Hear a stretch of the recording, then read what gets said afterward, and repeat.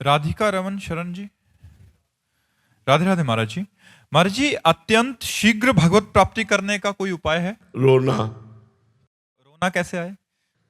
खूब नाम जप करो। नाम जप करते करते जब सब जगह से हार जाओगे, अपने में सामर्थ्य नहीं रहेगी, तो रोना कब आता है? सामर्थ्यहीन को रोना आता है। जब तक अपने में करने का राग है तो खूब करो। जब करते करते हार जाओगे तब फिर रोना आएगा कि आज की भी शाम गई, भगवान नहीं मिले। आज का भी दिन गया, भगवान नहीं मिले। क्या करूं, कहाँ जाऊं, किसके पैर पड़ूं, किससे प्रार्थना करूं? अब जिया नहीं जा रहा, दरस बिन दुख न लागे नयन। वो चिल्ला चिल्ला के रोता है, हा हरि, हा प्रियाजू, अब कृपा। यही से शीघ्र भगवत दर्शन होता है, यही से भगवत प्राप्ति होती है। कबीरा हंसना छोड़ दे, रोने से कर प्रीति, बिन रोए किन पाइया, प्रेम प्यारा मीत। भगवान से शीघ्र मिलना कहाँ हम चाहते हैं? हम चैन से सो रहे हैं, अच्छा भोजन पा रहे हैं, बढ़िया दिनचर्या चल रही, तो ये कोई भगवान से मिलने की चाह है? भगवान से मिलने की चाह में नहीं खान पान ते भावे है, नहीं कोमल वसन सुहावे है, सब विषय लगे ते खारा है, हरि आशिक का मग न्यारा है। कुछ अच्छा नहीं लगता, कुछ अच्छा नहीं लगता। जीना मुश्किल हो जाता है, जीना मुश्किल हो जाता है। कैसे? जैसे आकाश को हाथ से पकड़ना हो, अब हमारी सामर्थ्य नहीं है, कैसे पकड़ूं? और बिना उनके मिले अब चैन नहीं पड़ रहा, तो पुकारता है, रोता है, विलखता है। उसी रोने में, विलखने में अनंत जन्मों के अशुभ संस्कार भस्म हो जाते हैं, वो भगवत प्राप्ति की योग्य हो जाता है। जब गोपी जनों को उनके पतियों ने, जिन पतियों ने रास में जाने से रोका, तो उनके हृदय में इतनी विरह व्यथा प्रकट हुई, सारे अशुभ नष्ट हो गए और भगवान का साक्षात दर्शन होने लगा। इतना सुख मिला कि सारे शुभ नष्ट हो गए। शुभ अशुभ नष्ट होते ही वो भगवान की लीला में प्रवेश पा गई। जो गोपी सशरीर गई, उनसे पहले वो भगवान के पास पहुंच गए। तो हमारे अंदर विरह जागे भगवान के मिलन का। इसके लिए खूब भजन करो। भजन के बिना विरह नहीं जागृत हो सकता। खूब भजन करो और भगवान की लीला कथा पढ़ो, भगवान की लीला कथा सुनो और भगवान से प्रार्थना करो कि मुझे रोना आ जाए, मुझे आपके लिए तड़पना आ जाए, विकलता आ जाए, आपके बिना जिया न जाए। प्रभु ऐसा विरह दे दो। देखो भूरी सखी के पद पढ़ करके देखो, वो कैसे चिल्ला चिल्ला के रो रहे, लेकिन देख लो खान पान नहीं भावे है। भूरी सखी जी, जो सेवा कुंज में चना फेंक दिए जाते थे बंदरों को, और जो बंदर भी नहीं खाते थे, वो एक मुट्ठी बीन कर लाते और यमुना जल से धोकर उन्हीं को पा करके रात दिन राधा राधा रोते। तो एक दिन श्री जी ने गोस्वामी जी को प्रेरणा की कि हमारे भोलानाथ भूरी सखी यमुना किनारे भूखी रहते, हमारा प्रसाद उनको पहुंचाओ। तो थाल का प्रसाद ले गए और जब कहा कि श्री जी ने स्वयं उन्हें गोस्वामी जी को आज्ञा करी कि भोलानाथ जी को प्रसाद ले जाओ, तो प्रसाद आया है, तब और गुस्सा हो गए कि आप हमारी पीड़ा जानती हो, आप हमें प्रसाद देकर तसल्ली देना चाहते हो, आप स्वयं नहीं आना चाहती। एक इनका लिया, यमुना जी में प्रवाहित कर दिया और रोते। तब उनको भगवत साक्षात्कार। रुदुर सुस्वरम राजन, कृष्ण दर्शन लालसा। जब कुछ अच्छा नहीं लगता, कैसे मिले कैसे मिले, ये चटपटी लग जाती है, तब भगवान का साक्षात्कार होता है।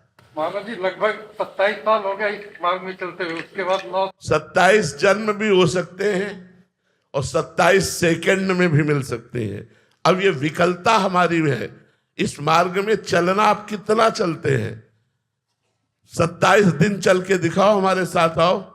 27 दिन चल के दिखाओ, जो तुम्हें पता चलेगा कि 27 साल में हमने क्या उखाड़ लिया और 27 दिन में हमने क्या पा लिया। कि कोई भोग नहीं, कोई मनोरंजन नहीं, कोई मित्र नहीं, कोई अपना नहीं, घर परिवार सब छोड़ करके, और ऐसे जब तरुण आएगा एकांत में कि लाडली जी अब कब मिलोगी, पूरा जीवन जा रहा है, अब कब मिलोगी। तो वो विकलता ऐसे नहीं आती। कोई हमारा है तो रोना कैसे आएगा श्री जी के लिए? सबकी ममता ताग बटोरी, मम पद्म रे बात बटोरी।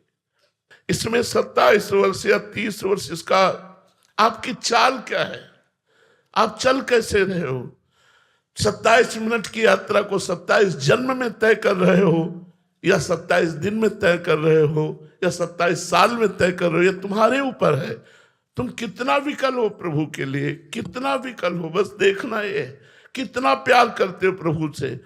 प्रभु साधन पक्ष देख करके कृपा करते हैं। हमारा साधन पक्ष बहुत जोर का होना चाहिए। कई दिन भोजन नहीं पाए प्रभु के लिए, कितने घंटे तुम प्रभु के लिए विकल हुए, क्या भोग छोड़ा प्रभु के लिए, क्या राग छोड़ा प्रभु के लिए। अंदर से देखो, अभी हम शरीर राग में हैं, अभी परिवार राग में है, और दावा करते हैं भगवत साक्षात्कार का। कैसे हो? धीरे धीरे नाम जप करो, पहले राग नष्ट करो। अगर नहीं नष्ट होता तो रो ना बैठकर उनसे प्रार्थना करो, वो सब ठीक कर देंगे। बड़े कृपालु तुम्हारे हृदय में बैठे, वो कहीं दूर नहीं है, वो हृदय में बैठे, एक एक बात देख रहे। बच्चा जब रोना शुरू करता है तब माँ का ध्यान खींचता है। अगर वो खिलौनों में खेलता रहे तो माँ अपने काम में लगी रहती है। बच्चा जब रोना शुरू करता है तो वो झांक के खिड़की से देखती, क्या कोई भय है क्या? जब देखा कोई भय नहीं फिर भी रो रहा है तो बेटी को भेजती है या घर वालों को भेजती है, जाओ देखो गोद में लो चुपवाओ।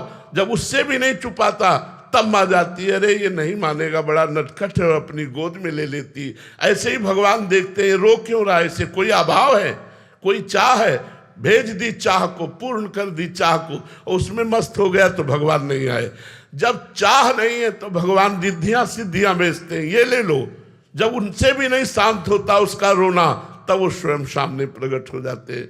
वो अखिल लोक महेश्वर है, ऐसे प्रकट नहीं होते हैं, सब में है, सब जगह है, सब रूपों में है, पर माया का पर्दा तभी हटाते हैं जब हम उनके लिए विकल हो जाते हैं, उनके लिए तड़पने लगते हैं। परीक्षित जी, नंदिनी जी, महाराष्ट्र से। राधे राधे महाराज जी। महाराज जी, क्या ये संभव है कि इसी पंचभूत शरीर में रहते हुए किसी भक्त को स्वर्ग लोक या उससे भी उच्च लोक का वास्तविक अनुभव हो जाए? हाँ, संभव है। भजन की गाढ़ वृत्ति उदय हो जाए तो तुकाराम जी सशरीर भगवान के वैकुंठ धाम को गए। मीरा जी सशरीर, मीरा जी का शरीर नहीं मिला। हरिवंश महाप्रभु सशरीर गए, चैतन्य महाप्रभु सशरीर गए। बहुत से ऐसे भक्तों के चरित्र आते हैं कि वो सशरीर भगवान के धाम को गए, उनका शरीर ब्रह्म रूप हो गया भजन करते हुए। तो अब साधारण तो नियम के अनुसार चलेगा कि शरीर छूटने पर ही असाधारण भजन। सबके देखते देखते विमान आया और सबसे भगवान नाम कीर्तन कराते हुए तुकाराम जी विमान में चढ़े चले गए। सशरीर, शरीर नहीं छोड़ा, सशरीर से ही वो वैकुंठ धाम गए। कभी किसी को मीरा जी का शव नहीं मिला, चैतन्य महाप्रभु का पार्थिव शरीर नहीं मिला, हरिवंश महाप्रभु का पार्थिव शरीर नहीं मिला। ये सशरीर सब भगवान के, मतलब इनका शरीर भी चिदानंद में था। तो अब वो तो आचार्य कोटि के महापुरुष हैं, पर अगर अपने भजन इस कोटि का हो तो भगवान ऐसा विधान कर सकते हैं। वैसे यहाँ का नियम है, काल मृत्यु लोक के शरीर को ध्रुव जी भी सशरीर गए। जब ध्रुव जी विमान पर चढ़ने लगे तो काल ने कहा, हमारा बिना स्पर्श किए मृत्यु लोक से नहीं जा सकते आप। तो काल के सर पर पैर रख करके विमान पर चढ़े कि स्पर्श भी हो गया तेरा, और काल के सर पर पैर रखकर, यही तो भगवान के भजन की महिमा है। काल के सर पर पैर रख करके ध्रुव जी विमान, और आज भी अटल पदवी में ध्रुव शरीर से ही विराजमान है। तो अब ये भजन की बात है, अब इतना भजन हो जाए। अभी तो यहाँ भोगों से ही फुर्सत नहीं मिलती, भोगों के आकर्षण में हमारा समय नष्ट होता है। भजन कहाँ उस कोटि का, तो समझ रहे? बैठे बैठे अनुभव कर सकते हैं। देखो, बैठे बैठे अनुभव का मतलब होता है देह भाव का त्याग करके भगवत भाव रूपी शरीर की प्राप्ति, फिर उससे धाम आदि का दर्शन। जो दिव्य लीलाएं हैं वो इन शरीर से नहीं होती। दिव्य लीला के लिए दिव्य भाव होता है, जैसे सैचरी भाव, गोपी भाव, सखा भाव, वात्सल्य भाव, तो इनमें वो भाव देह प्राप्त होता है। अब वो तुम्हें दिखाई इसी शरीर में रहा है, लेकिन वो अपने शरीर से प्रियाजू के पास है, इस शरीर से नहीं। सहचरी वपु से प्रियाजू के पास है, गोपी स्वरूप से श्री कृष्ण के पास है, सखा स्वरूप से श्री कृष्ण के पास। वो भगवान के धाम लीला रूप का पूरा अनुभव कर रहा है, जैसे हम आपका अनुभव कर रहे हैं प्रगट में, ऐसे अनुभव कर रहा है। और वो ऐसे जब फिर चेतना आई, तो खान पान शरीर की जो प्रक्रिया है वो हो रही। मैं कहा वैसे जैसे